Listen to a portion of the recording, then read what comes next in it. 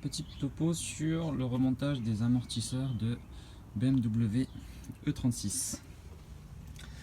Donc là, j'ai remonté l'amortisseur avec son soufflet. Donc au niveau des différents chantiers qu'il y a eu, donc il y avait ces durites là qu'il fallait remettre au bon endroit. Donc là, il faut juste forcer un petit peu.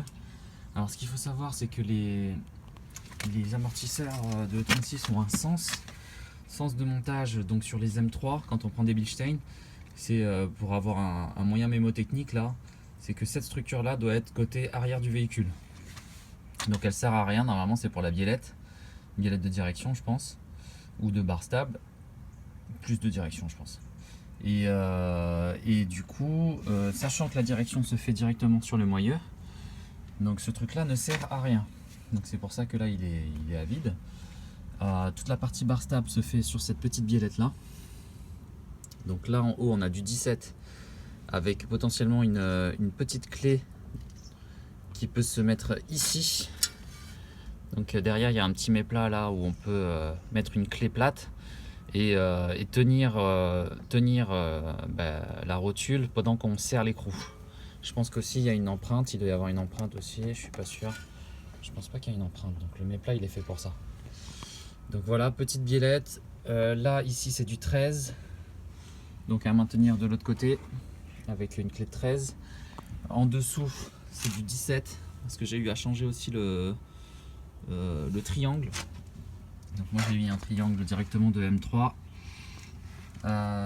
Donc ça c'était pour la partie on va dire châssis.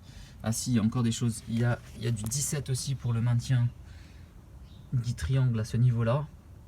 Donc pour le cylindre bloc, c'est montage à la presse. Donc moi je l'ai fait monter directement dans un atelier BMW pour pas m'emmerder, avec un cylindre bloc 9. Donc voilà, et c'est l'atelier qui me l'a monté. Donc après tout se fixe ici. Alors dans l'ordre des choses, moi j'ai d'abord remonté l'amortisseur. Donc après j'ai remonté cette vis là de pivot. Donc ça c'est du 18.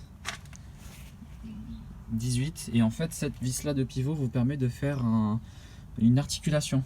Donc ça veut dire que le pivot va pouvoir basculer comme ça si vous mettez que cette vis là. Donc à partir de là, donc j'ai aussi démonté l'étrier sur le pivot.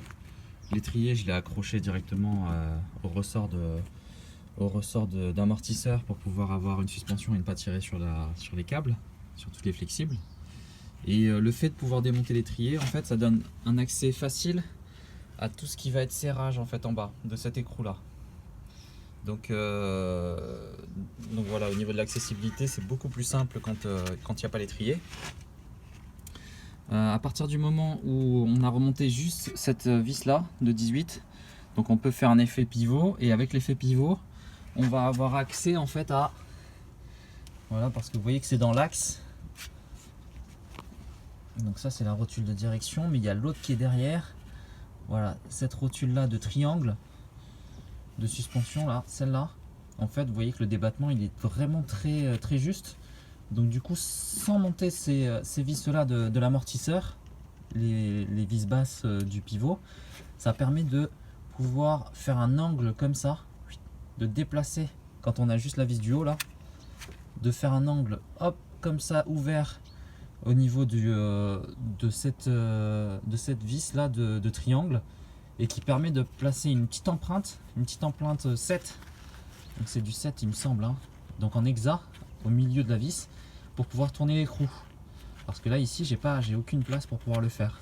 Donc en faisant cet effet pivot là, ça permet de laisser la place et du coup de pouvoir serrer cet écrou là. Donc à partir du moment où c'est serré, on peut remettre ça c'est du 18, donc les écrous de 18, et du coup fixer le pivot à la jambe de force. Une fois que tout ça est monté, on peut remettre l'étrier et là vous êtes paré, tout est nickel. Au niveau de la partie haute, donc là il y a 3 vis de 13, donc on voit que le centreur, donc j'avais mis une plaque, un rajout pour la partie M3, donc le centreur est bien en place. Là on a les petits caches d'amortisseur là, de roulement, et les 3 vis de 13 qui sont montées. Donc là vous voyez au niveau de la petite flèche, les flèches vont vers l'intérieur, enfin partent vers le moteur, donc les flèches de repérage.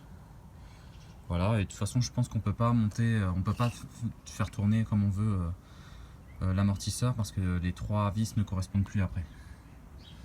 Donc voilà pour le montage de l'amortisseur sur le véhicule. Par rapport au triangle, donc il y a une rotule là-bas qui est derrière avec une empreinte et un écrou de 22. Donc là l'accessibilité se fait par l'intérieur du véhicule. On peut venir le choper ici. Voilà, avec son empreinte 22, bien le serrer et après le tour est joué, hein. Tout est monté, on peut tout serrer. Voilà, j'espère que cette vidéo vous aura aidé à vous y retrouver un petit peu et bonne mécanique à vous. Allez, au revoir.